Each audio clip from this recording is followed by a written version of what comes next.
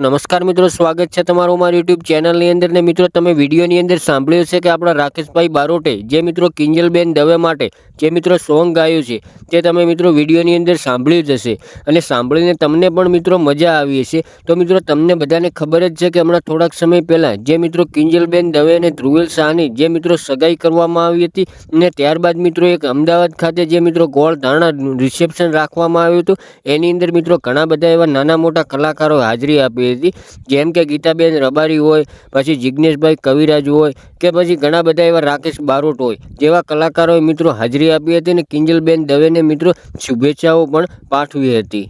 તો સૌથી પહેલાં મિત્રો આગળ વાત કરવામાં આવે તો તમને ગીત સાંભળીને ખ્યાલ તો આવી જ ગયો હશે મિત્રો કે કિંજલબેન દવેના સપોર્ટની અંદર મિત્રો ગુજરાતના તમામે તમામ કલાકારો અને ઘણા બધા એવા કિંજલબેન દવેના ફેન છે જે મિત્રો કિંજલ દવેના સપોર્ટની અંદર મિત્રો ખુલ્લેઆમ અત્યારે મેદાનની અંદર આવી ગયા છે।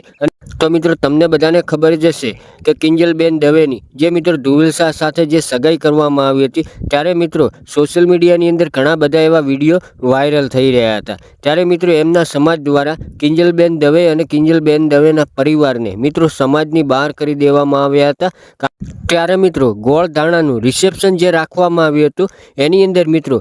કિંજલબેન દવેના સમાજ એટલે કે બ્રાહ્મણ સમાજનો એક પણ છોકરો કે એક પણ મોટો આગેવાન જે મિત્રો હાજરી આપી નથી, માત્ર ને માત્ર કિંજલબેન દવેના ફેન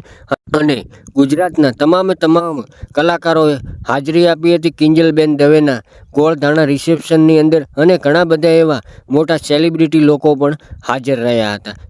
તો મિત્રો તમને એટલી તો ખબર પડી જ ગઈ હશે કે કિંજલબેન દવેનો એટલે કે બ્રાહ્મણ સમાજ મિત્રો અત્યારે કિંજલ દવેનો સખતમાં સખત અત્યારે વિરોધ કરી રહ્યો છે। પણ સૌથી પહેલાં મિત્રો આગળ વાત કરવામાં આવે તો જો તમે મારી ચેનલ ઉપર પહેલી વાર આવ્યો તો ચેનલને સબસ્ક્રાઈબ અને વિડીયોને લાઇક કરવાનું બિલકુલ ભૂલતા નહીં, કારણ કે મિત્રો આપણી ચેનલ ઉપર તમને સૌથી પહેલાં આવા અવનવા ગુજરાતી વિડીયો જોવા મળી રહેશે। અને જો મિત્રો તમે પણ કિંજલબેન દવેને દિલથી સપોર્ટ કરતા હો તો કોમેન્ટ બોક્સની અંદર જરૂર મિત્રો જણાવજો।